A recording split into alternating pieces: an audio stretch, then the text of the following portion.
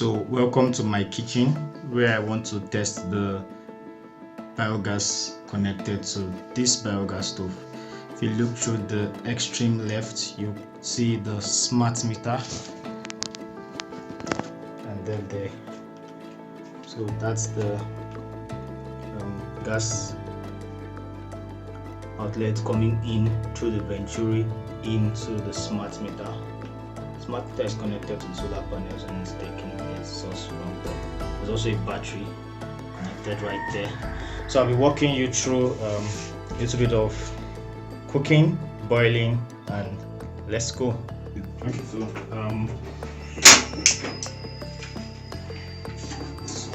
content of this pot is water. Can you bring it closer? So I want to boil water here, and then you can see the gas is very cool flame. Can you lift it up so you can?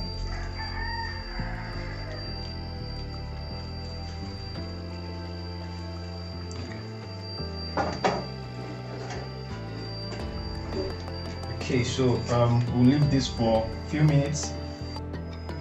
Alright, so a few minutes after our water is boiling, as you can see, still the same biogas used. And yeah, so that's it. We're done with this